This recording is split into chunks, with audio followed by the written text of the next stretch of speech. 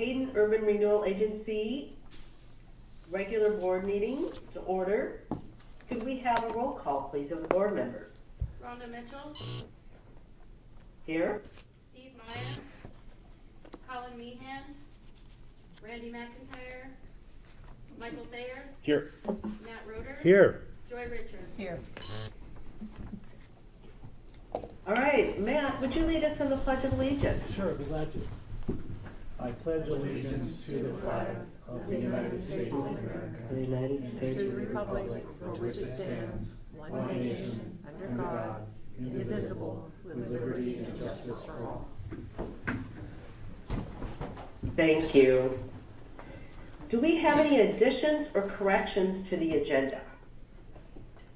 No, not that I know of. All right. Call for conflicts of interest to the agenda. Nope. Hearing none. Do we have any visitor public comments? We Today. do, yes. So I think Lisa Okay. Leoport from the city is going to present something. Let me see if I can share Great. the screen here.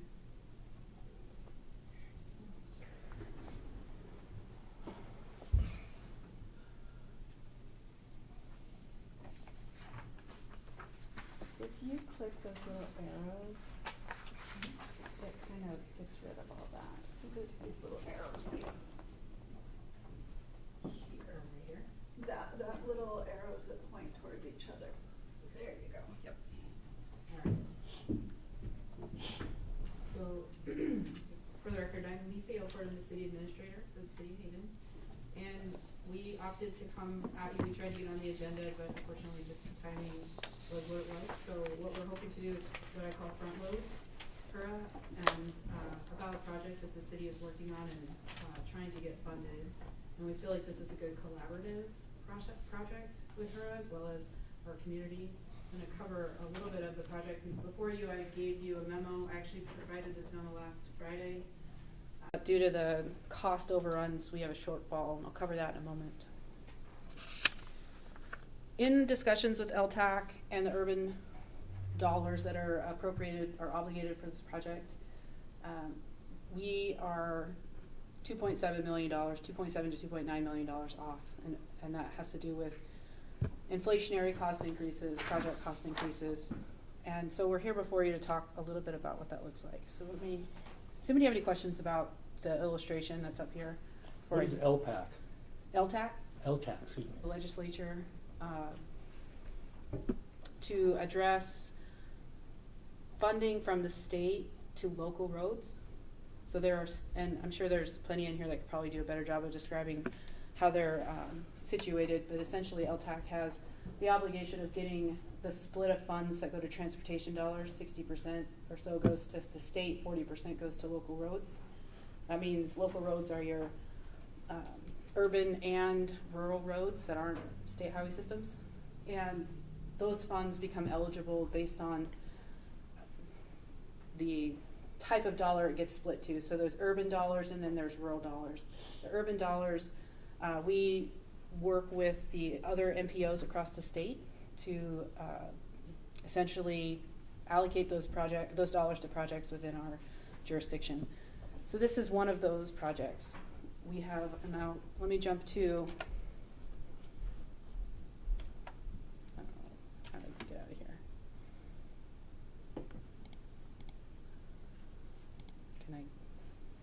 I can't hit escape, it's not letting me hit escape, so, which is normally my tool for. The third green button down. This one? Yeah. Oh, I have to stop sharing? Okay, sorry, Rhonda. And then maybe you see. Okay, there we go. Oh, except for, we can't do that, because I gotta go here and share it again, right? Oh, that's not the right one. Which is the right one? Is it Zoom? It is It's go that to one. meeting. There you go. Okay, Are we? sorry. Yeah. Sorry. There you go. There you go. Yeah, that's okay. Okay. I think I can get everything on the screen here without having to go to a full screen. So the city, when they first looked at this project, we looked at it in phases, combined the dollars. We're trying to do it in one project or one season. And subsequently have now looked at breaking it back out. If you were to think about that, and I believe you have a copy of the illustration. So if we're looking at from Lancaster South to essentially where the pink road turns to a green road, that is the break between 1A and 1B. 1B is the northern portion, 1A is the southern portion.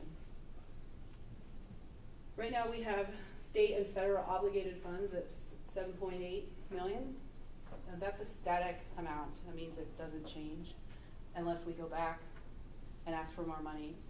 And what we're being told based on our representation through the Kootenai Metropolitan Planning Organization is that there's really no more funds for us to go back and ask for any more. So 7.8 is a fixed amount. The city's match is going to be roughly 7.34% of the total cost. This will change as this cost project changes, so does our 3.4% match also. In my memo, I provided to her board some projects that you've already allocated funds for. And if you look at page 4 of that, you'll see a sheet that has some yellow on it. HURA committed a certain amount of money for the North Gravity Sewer, which is what they're calling phase 3 on here, and also for Crawford Park expansion. If we look at what those projects are going to be completed at, we see cost savings. And so our one question was whether through those cost savings, if we could reallocate those funds to this project. The total of those two projects equals $471,176. So this would be a net neutral issue for HURA as far as obligated funds that have already been provided to the city. It would just be reallocated to this project. The RAD property, which is the property, when you look on page 2 of my memo, and I'd bring it up, but it might be a little clunky. I don't want to accidentally hang up on Miss Rhonda. Rhonda, do you have the memo that you can follow along with? I hope I didn't hang up on her. I think she's there. I do not in front of me. Oh, you don't? Okay. Are you familiar with the RAD property, or would you like me to bring that up? I think. Could you bring that up, please? Yep. I just won't go into the There you expanded go. form. Yeah.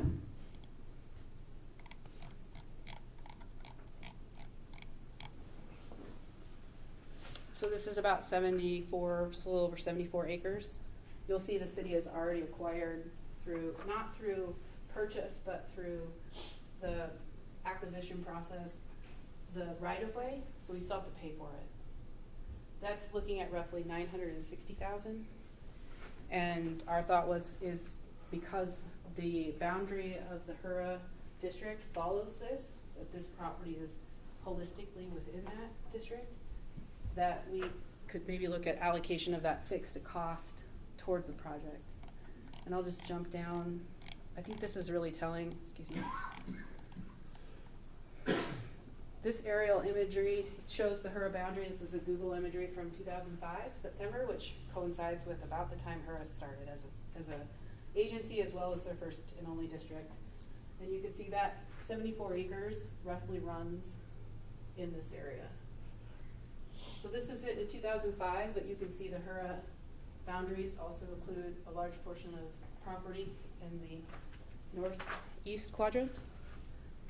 And if we go to May of last year, you can start to see how HURA has been used for economic improvement or economic development. So we look what the value of the dollar in and the dollar out has recovered, a number of transportation systems, utility systems, as well as some infill projects happening. So in April, it is our hope to come back before before the HURA board and discuss a little bit more in detail our interest in wanting to team with you on this project. We find not only is it a project that is legally able to be invested in, but also when we see the value of economic development in this area, without it, it doesn't happen. The likelihood of the RAD properties coming back before the HURA board for a reimbursement of that road is a high likelihood. So to me, it's a matter of timing, and I think the project that the city has, if we can fund basically this gap, we can fund the entire project, assuming HURA is able to come to the table and assist us with the top two. And quite honestly, there's a potential for an ask here as well, simply because the other opportunity that we'll have in here to reimburse the city will be through impact fees of the development of those properties. So we'll be able to refund or reimburse our impact fee dollars, which will be used to help pay for the 7.34% match and likely the potential for the gap if we have those funds. Today I wasn't comfortable giving you sureties with those numbers, but that between now and April, I'm hopeful that I'll have a better sense for this number. But every month that we go without, with bidding this, that's essentially, it's a timing game. I think every project goes through this where you want to get it to bid, because the moment you can get it to bid is the moment you secure those funds, or those dollars, for construction. And we are at that point. Here's a couple other hard rules that are hard calendar dates that we're working with. In order to spend and obligate these funds, we have to have an agreement with the state by June of this year. So in order for us to use these dollars in the way that they've been allocated to the city, we have to have I forget what they call it. State local agreement. State and local, it's as simple as that, state local agreement, not something fancy. But in order to bid the project, we have to secure these funds. So I'm happy to answer any questions. I did kind of put down here right now what the cost difference. So this 2.9 million is literally the difference between this amount and the static funds, the obligated funds. And this amount represents two parties at the table helping to fund it. With that, I would stand for any questions that you might have, unless I missed anything. I looked to my staff. I did see some questions on the 470,000. When she was talking about 471,000, what that is we. And they have the There's two breakdown. projects that we came under what we estimated that were already funded by. Okay, I just want to make sure The that. soccer expansion is 430 grand less than Yep. what we thought? Mhm. Wow. So again, this is about the money that HURA essentially said, this is what we're gonna allocate for this cost. It's the whole idea of trying to get it out to bid, right? As Yeah. soon as you get it out to bid, you don't know where you're gonna land in that I was told evolving to go back and inflationary reduce dollar. the cost as best I could. I did. Pencil's pretty sharp on that one. I got some help with the bidding environment. Well, no, that's great. So obviously, we wanna make sure that this is a project that works for HURA and their legal obligations as far as being able to participate. And if in the quest of learning about our gap amount of 734,000 plus or minus, we may be back, we'd be looking at likely asking HURA to allocate potentially some funds for construction dollars, of which we would provide you linear cost for the RAD property. And that would be that commensurate value of the area that HURA could invest those dollars in, if in the event we do not have the impact fees in savings right now to help fund that gap. Lisa, could you Thank you. address what if we're not able to complete this project and fund it? We have a risk of what that the city would have to pay back?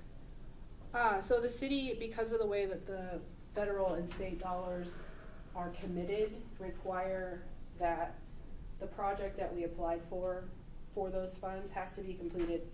We did get some good news. One of the good news was we were told initially that we had essentially 10 years to obligate or to complete the project, no matter what. If we used any federal dollars or state dollars, even in the acquisition, we had to complete that project within a 10-year time frame. We've now learned that we have 20 years, so which is a nice cushion, but still a requirement. And we know HURA has 5 years left, so we're thinking of our long-term economic gains as it relates to the city and the way that we're growing, especially as we look at our commercial opportunities and industrial opportunities. They're the most costly to bring in urban services to, and this is a tool to help make that happen. So with that, I don't mind answering any questions, but we would have to pay back any money. Well, yeah, this is just a visitor public comment that isn't a long presentation. So Lisa, thank you for sharing that, and we look forward to seeing it in our April packet. Yep. I guess I can stop. Are there any other visitor comments today? I don't see any. All right. Okay. So let's move on to our consent calendar. Could I have a motion, or do we have any questions?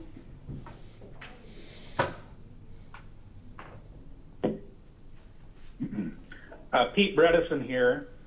I just have one comment on the minutes. I just noticed that both sets of minutes have the date as 2023 instead of 2024. So the motion to approve the consent calendar should include those minor changes.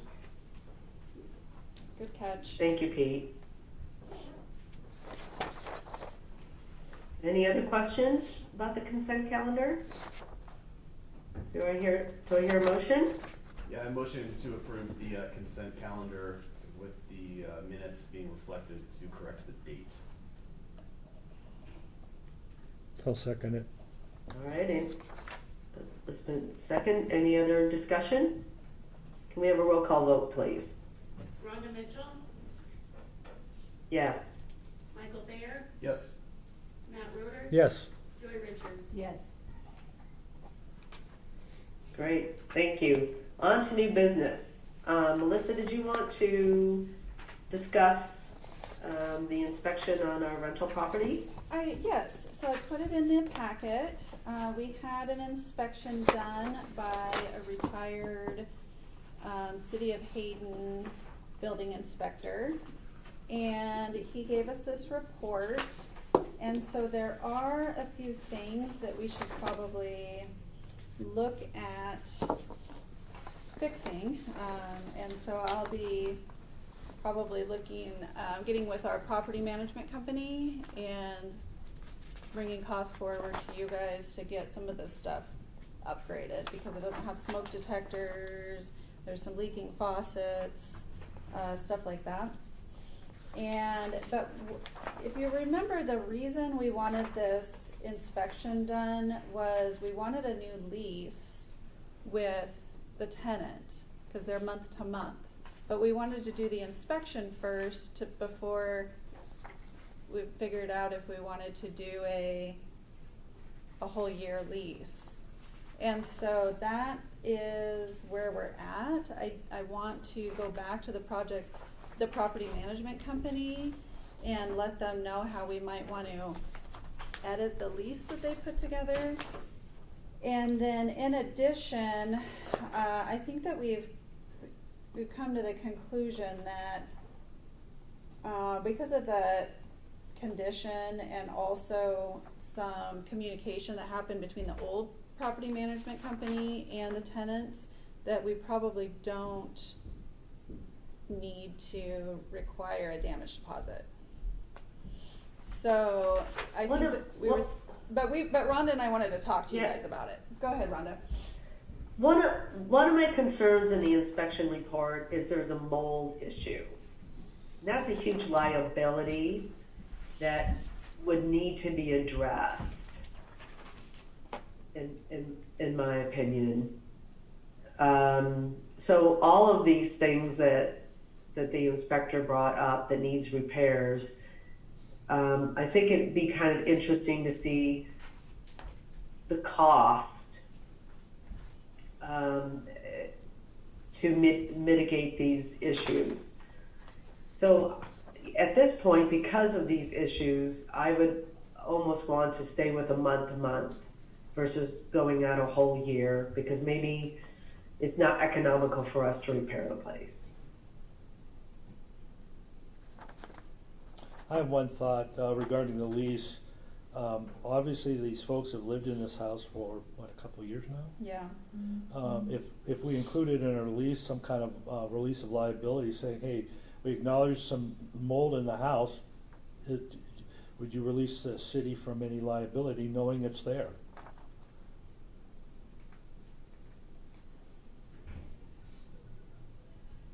Any That thought is on that? one way to approach it, I guess.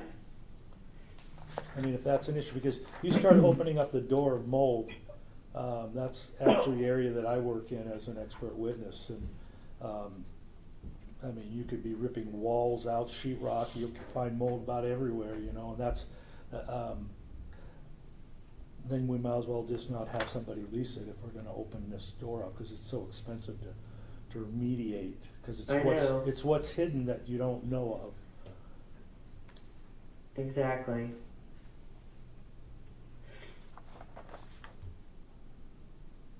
So what if we see how much it would cost to fix the leaking faucets and the water heater or something in the basement?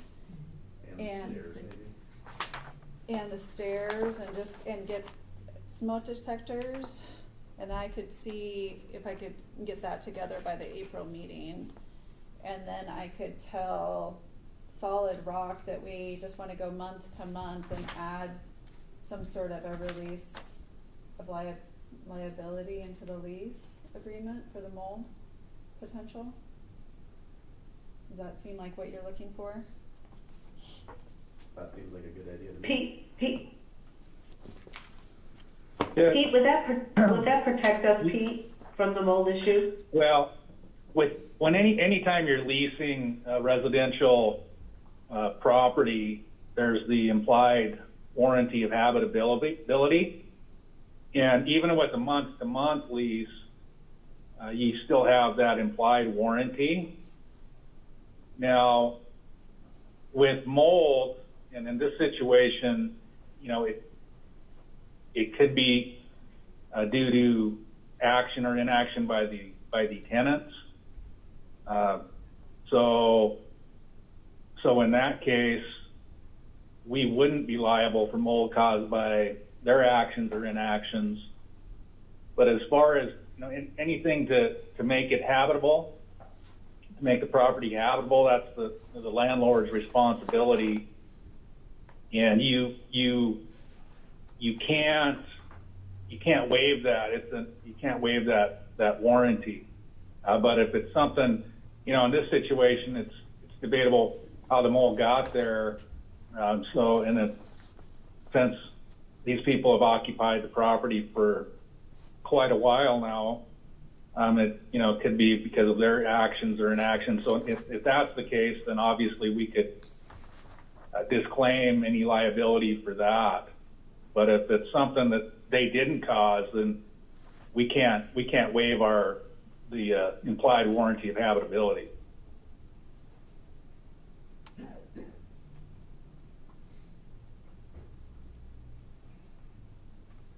So Pete, if we notified them that there was mold in the property, our inspection showed that there was mold in the property, and they decided they still wanted to live there, would that take away some of our liability? They would basically be assuming the risk at that point.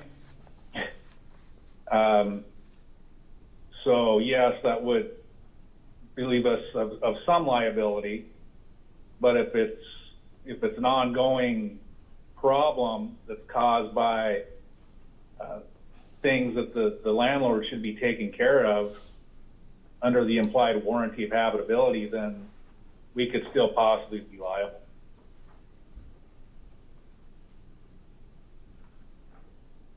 Any feedback from other council members? I think you fix the leaks. There's a leak in the basement that's causing the mold behind the water tank. And there's that dripping sink in the bathroom. And I think that all is, you know, mold in the shower has to be through the leaks there. I would say fix the leaks. Which leaks obviously are, a landlord's responsibility to fix. So if we're gonna keep leasing this property, we need to get those leaks fixed. I agree, so that needs to be on the, budget for repairs. Okay. I mean, it's not safe to have the dining room light go on and off when someone is active in the upstairs bedroom above the dining room.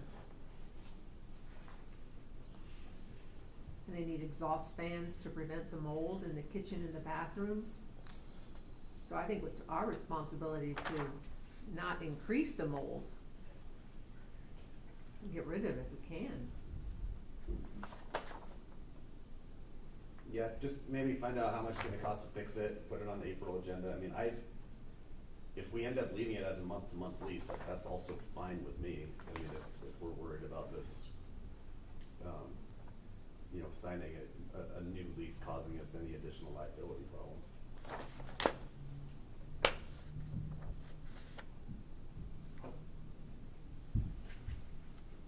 Right, the electrical is insufficient too. It says they have the potential to be shocked or injured because the outlets aren't right. I think whatever he has suggested, our inspector, we need to do it all.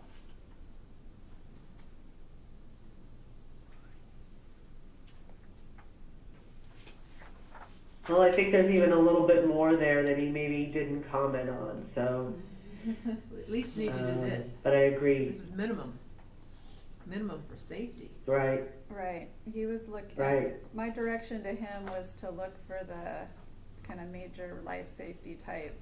And he has. Items. Now that we know those, I think we have an obligation to fix them.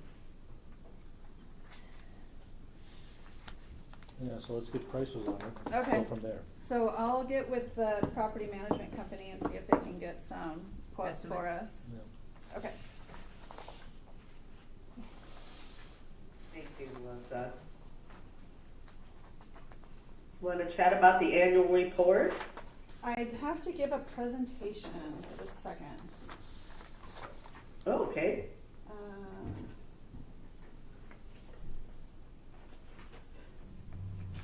Okay.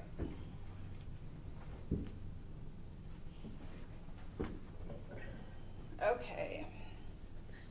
See if I can do this.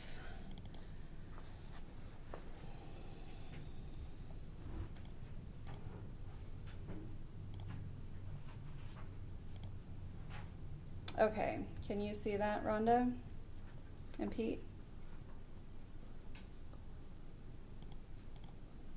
Yeah, I have it up on my computer here. Okay, perfect. Okay, so this is the annual report that's required by Idaho Code to give for urban renewal agencies annually. This is for fiscal year 23. And this is, the reason we give these updates is because it's required by code, but also to be transparent and to also kind of show the public what HURA has been up to over the life and also over the last year. So this is the map. So everything in blue is currently in the district, and everything in red is the city limits. So this district was created in 2005 and will mature in 2029. So these are the objectives that were listed in the plan for Hayden URA, and I kind of highlighted ones that seem to come up quite often, which are strengthening the economic base by installation of needed public improvements to stimulate new commercial expansion and employment.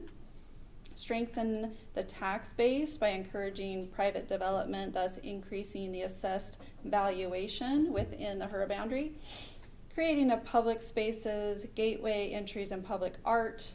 Participate in the development of civic buildings or community facilities, providing for adequate land for open space and street right-of-ways, and the construction and improvement of major street corridors along with accompanying utility connection. So these are all objectives that are listed in HURA's plan, just because maybe people aren't aware of what our objectives are. In 2023, HURA helped fund the City Hall ADA upgrades, and that was the elevator that Matt mentioned earlier, maybe right before the meeting started. So we helped the city fund some of those upgrades. Then we also helped the city design and construct the sewer line that is beneath the Ramsey Road project that Lisa was just talking to us about during public comment. And then we helped to fund the city's Crawford Park project. That's still under construction, it's not done yet. And we, as HURA, we requested the city expand the district, mostly to help with infrastructure projects and park acquisition that falls just outside the district. And also we began live streaming and video recording our meetings.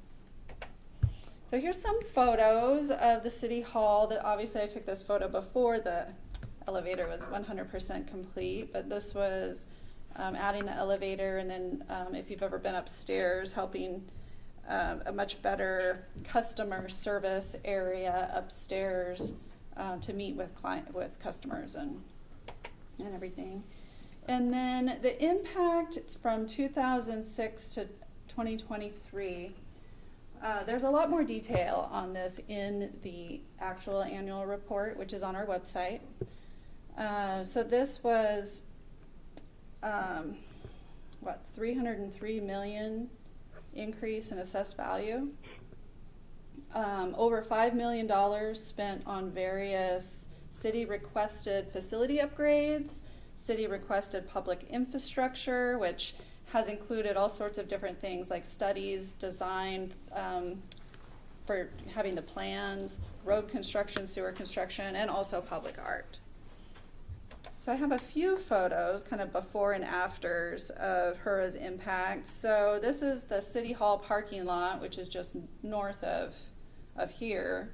And the earliest photo I could get was just after the bar that was there had burned down. So it's not in the photo, but it just got, so it was, it caught on fire and was just sitting there, and HURA ended up buying the property and cleaned it all up and created the parking lot that exists.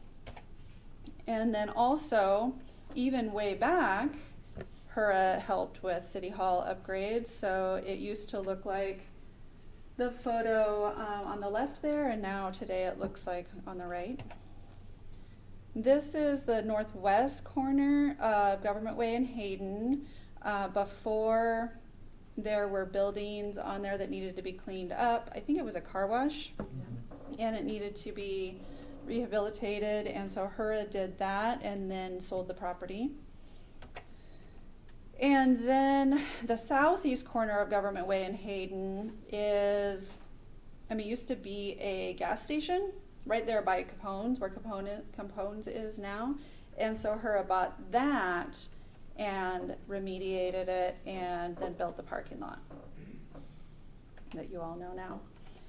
And then HURA also contributed to Hayden Avenue between US 95 and Government Way. So there's some before and after. After there's sidewalks, street trees.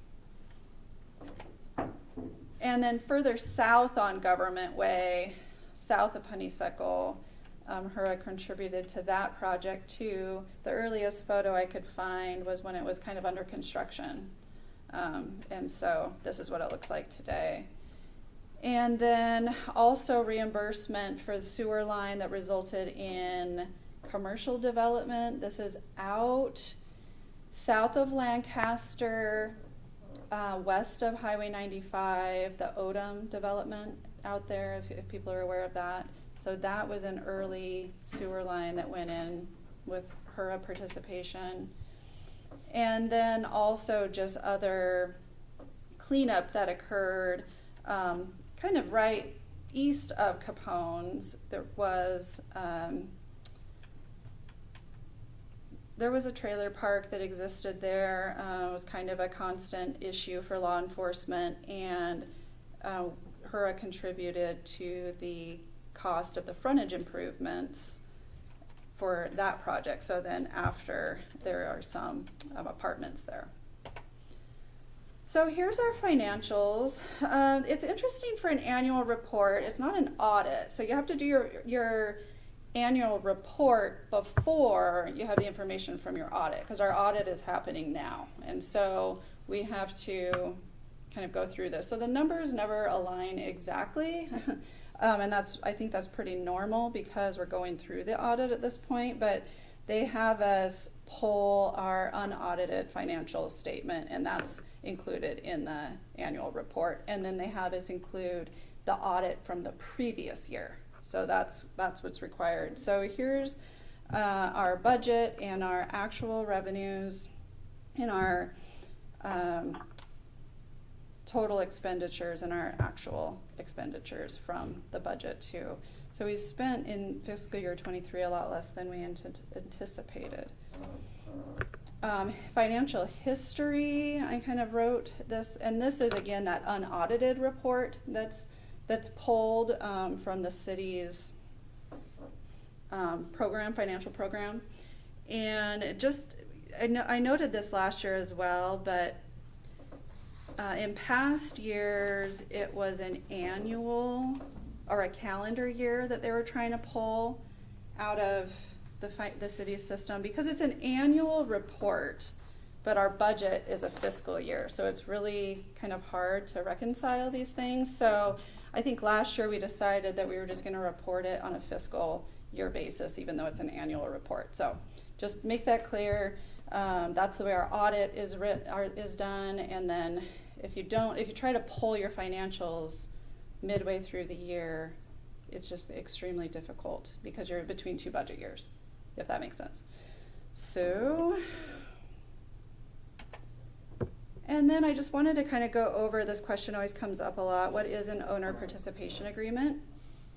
So it's when there's barriers to development or redevelopment of the property within the district, which can be a lack of public infrastructure or certain characteristics of the site, like environmental concerns or rundown buildings that need to be demolished, that type of thing, then the developer approaches HURA with a proposal to assist by reimbursing the developer with increment generated on their property.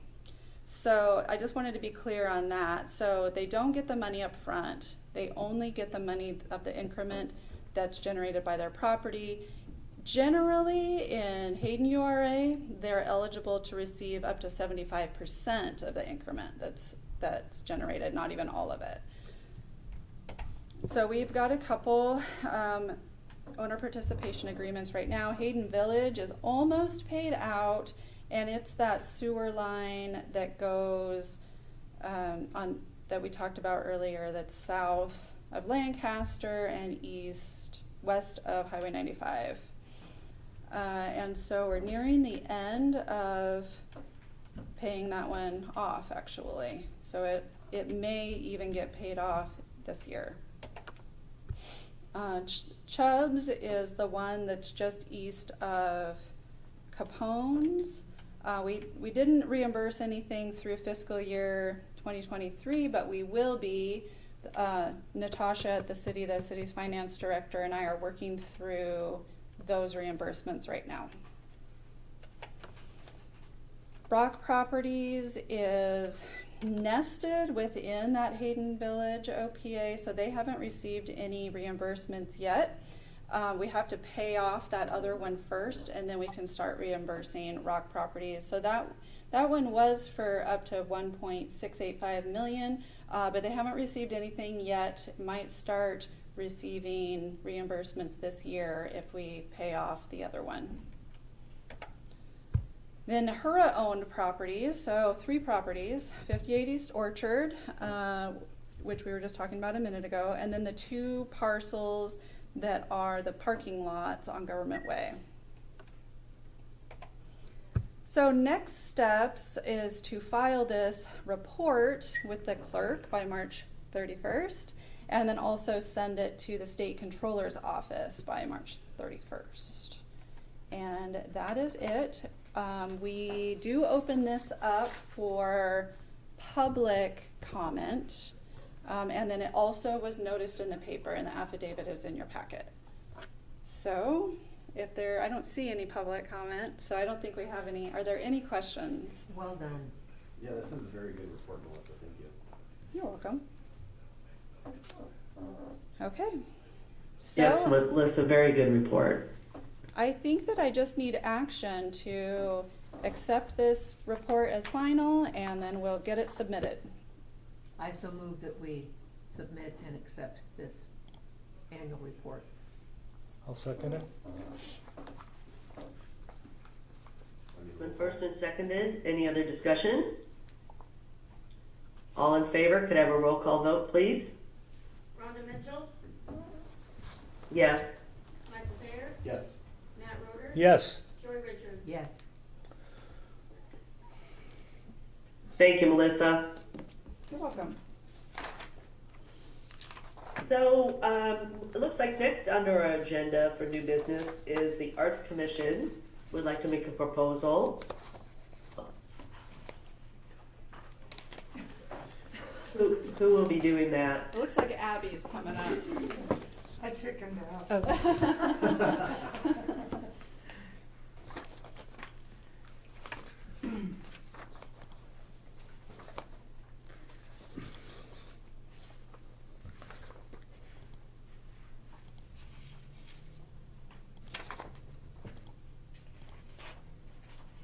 All right, so this is, slideshow is also in your packet, but thought I'd put it up here just for some visual. So the Arts Commission has been working on a project for several years. They titled it Come Together, and the concept of it is artistic public benches to be installed along the Central Business District, along along Government Way between Hayden Avenue and Senta. So there are several locations that the Arts Commission selected that would work for these benches. Now they have not selected actual locations for where each bench will go in should this project move forward. As you are aware, and like you heard in your annual report, the city has been so grateful to have the partnership of the HURA board for public art over the years. We couldn't have much of the art that we do have currently in our downtown if it wasn't for you guys. So thank you for your support in that. What we will be requesting tonight is for support with financial support with this program for this project in the amount of up to $25,000. I will give you a little bit more detail as we go through this presentation. So the the Arts Commission, after several attempts of putting out call to artists for artists to submit proposals to create benches, failed to receive an adequate amount of submissions. We actually received one. We received a cold call basically from this company Canvas out of Ohio, and they take decommissioned wind turbine blades, so the big windmills that you see when you're driving to Seattle, and every part of that wind turbine blade is recyclable except for the fiberglass. That either has to be burned or it has to be buried. So this company took that as an opportunity to create benches out of the fiberglass from the decommissioned blades. So what you're seeing here is the style of benches that the Arts Commission has selected for this project, based on the style, based on the size, and based on the cost of it. Canvas has offered the City of Hayden an opportunity to be a part of their match program, where they receive corporate funds from corporate donors and they utilize those to match funds from other companies or other entities. So we have a minimum purchase of 9 benches that we need to purchase in order for a full shipment to be sent to us with this program. Canvas has offered us, based on what we selected, they have offered us $23,685 towards these 9 benches, and so the city is responsible for the remaining balance. I'll go through these and just give you a little bit more in-depth look of what they are. So this one's called the Willow. It's pretty. It's made from the actual blade, and it stands pretty tall, and so it is something that will definitely be eye-catching and make a statement in our downtown. Something we can be known for, I would imagine. This one, the Arts Commission felt it kind of looked like a boat and thought that it would be cool to maybe have it painted like a wooden boat or something in the future. This one is more of a traditional bench, and so they selected several of these to order. And then this one, and these 2 are made from the what's it called, the root of the turbine blade, so where it connects to the actual post. All the other material that you see for the seating area is also, and also the aluminum feet is also made from recycled material, so that's kind of what Canvas focuses on, is turning material into other pieces of furniture. Did you want to add anything, Stephanie? I have Stephanie Satterfield. She's our vice chair of our Arts Commission with me. Do you want to add anything? Yeah. You got to come up here. Go ahead. One of the fun things about it is you can put QR codes on the benches. So if a family or a business wants to sponsor the artist to do the artwork, which they do come primed and ready to paint, you can have the company and the artist's QR code on it, and so you can just, with your phone, find out the history of that artist or the city of Hayden or, whatever. And then also the match program does end June of this year. So we are kind of on a time-sensitive thing. So that's all I really have. If you have any questions. I think it's a great idea. I second that. I have a Thank question on, there's 9 benches, and I added up the price of $42,150, but there's a discount? Yeah, so the proposal that's in your packet, Canvas is offering a discount of $23,685, and that is their match from their corporate donors they're utilizing for that discount. So the city's portion is approximately $24,410.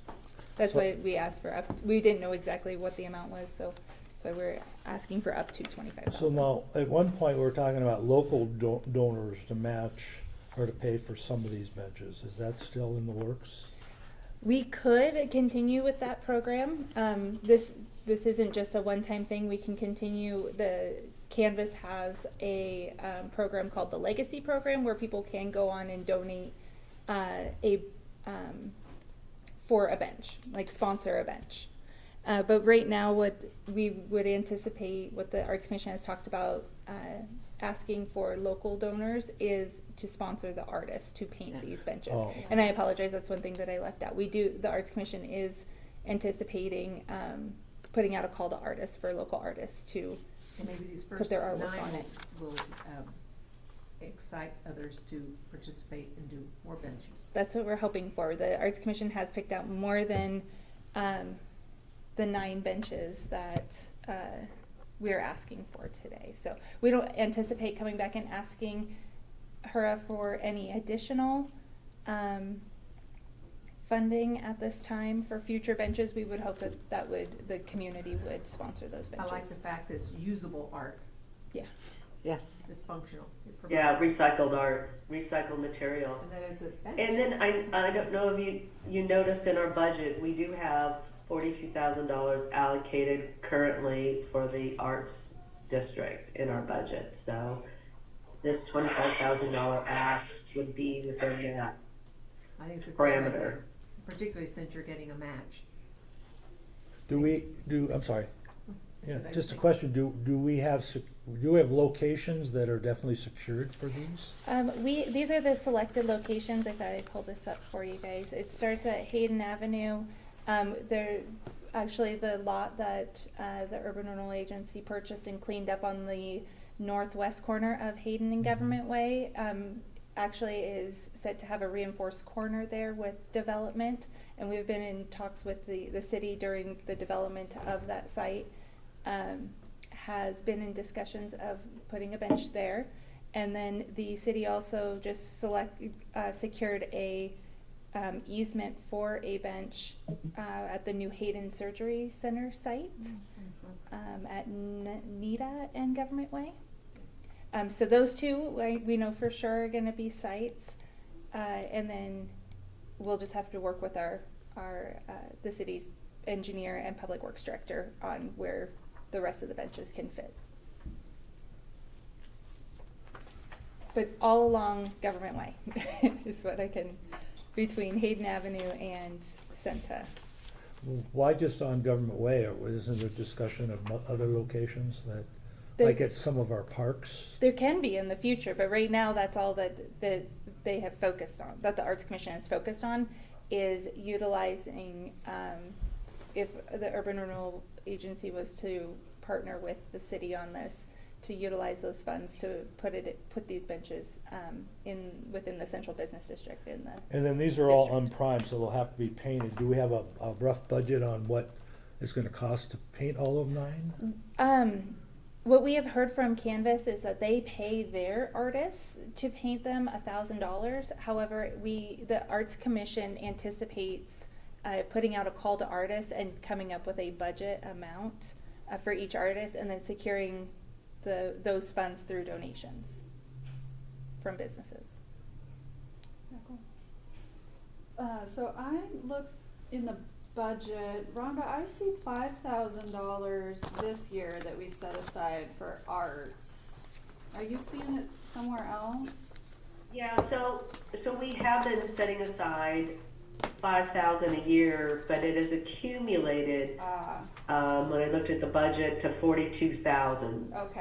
Okay, I saw that in our last year's audit, it said that it was 37,000, so maybe it's grown to 42. Okay.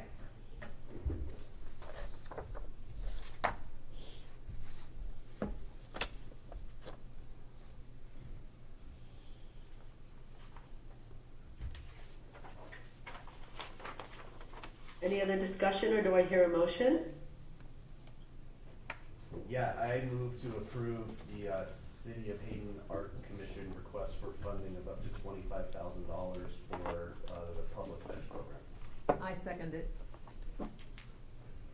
Been first and seconded, any other discussion?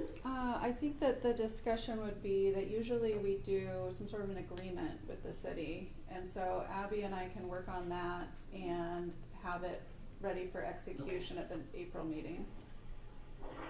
Okay, I'd like great, just to make a thank comment. I like the idea that we have public benches like that. What gives me a little bit of concern is that it averages out to about $2,700 per bench. Now, if they last for a long time, because when you put something outside and public are going to use it, to get something good quality, you have to pay a fair amount of money. So my hope is that we are getting a top quality, long lasting product for our city and for our citizens. That's my main concern, is that we do get a top quality. Well, your math is actually I- 50% because of the match. Right, these are actually closer to $4,500 each. because No, of but the what match. we're paying for them. Yeah, no, That's my number. Yeah. If 2,700 is what we'll be using tax money to pay for those. But then it's gifted the other half. Right. I'm concerned about whenever we spend taxpayers' money, which is our citizens' money, I'm concerned about that. And so I just want to make sure we're getting Well, a top quality, long-lasting product. And that's my concern. May I? I do know, Matt, that the Arts Commission has been working on this bench program for a couple of years, so they've done a lot of research. So I think that they've picked out a good product. One of the reasons we went with the recycled windmill turbines is because of the longevity and the durability of it. That's one of the main reasons why we chose to work with Canvas, is because this isn't something that is going to rust and fall apart in 5 or 10 years. Do we get a written warranty on these, or do they offer anything? I'm not sure. sure We can about check with the that. company. That'd be good to know. Yeah, we could Yeah. find out, but yeah.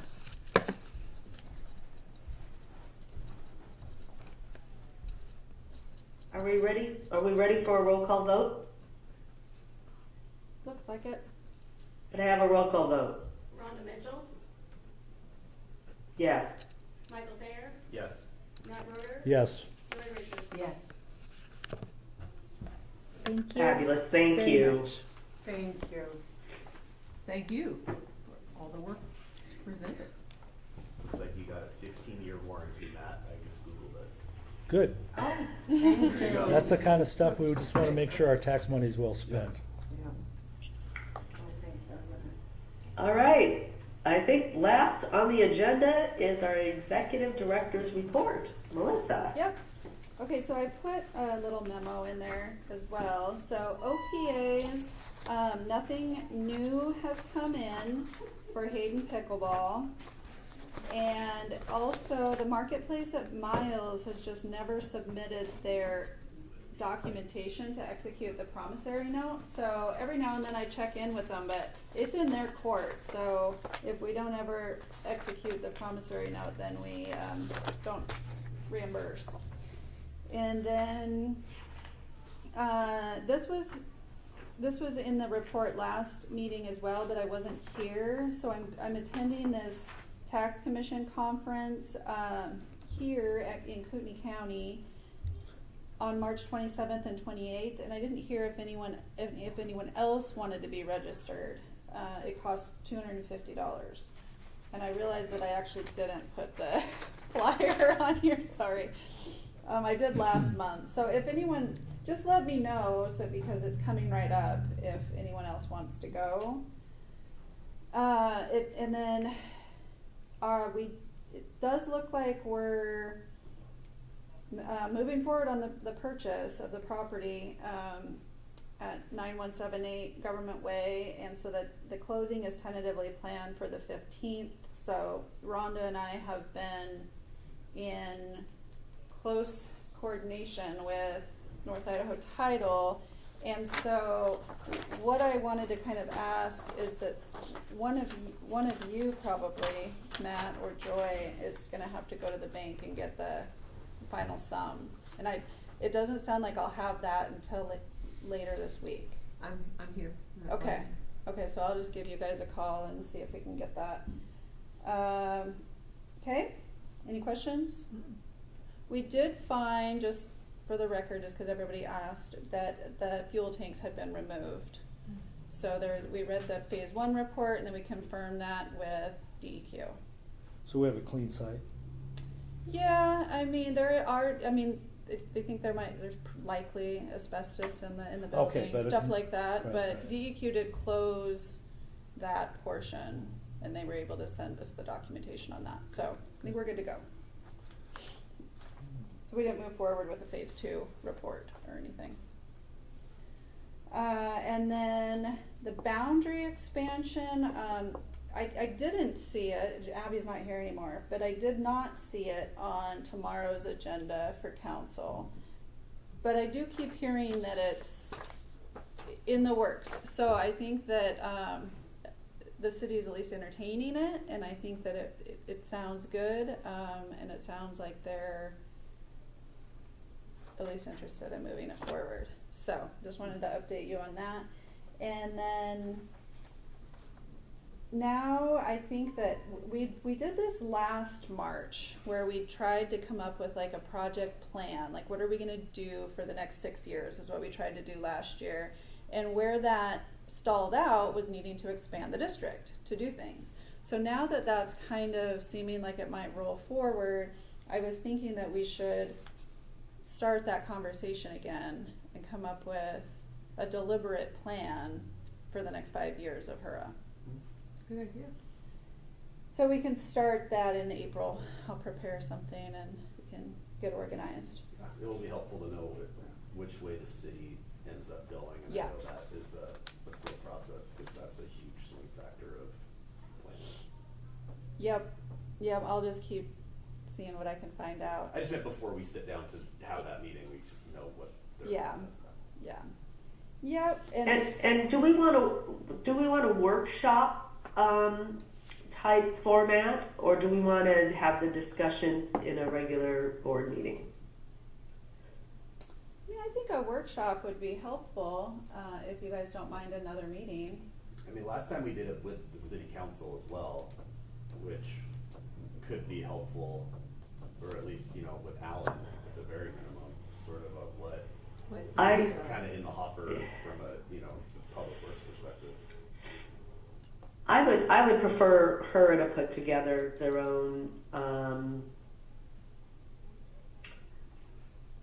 budget and programs, and then, you know, visit with the city Okay. and share our thoughts and insight.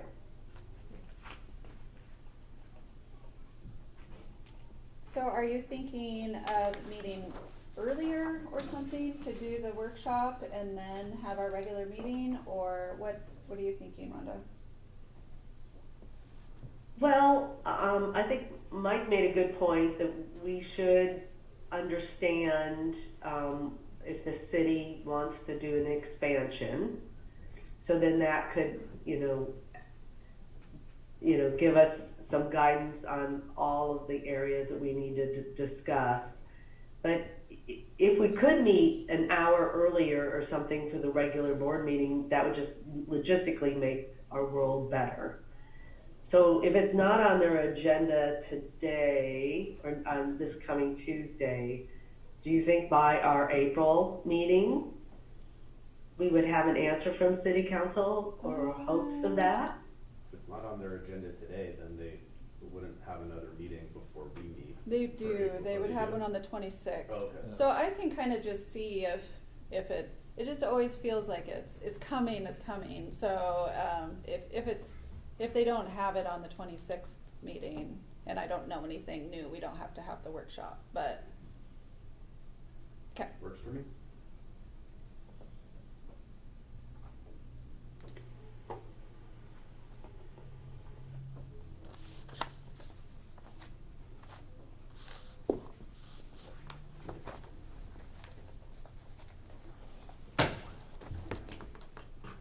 So did you have anything else? Nope, that was it. That was it? Yep. Well, great. I think the only thing left on our agenda is adjournment. Motion to adjourn. Seconded. All right. We're Thank done. you.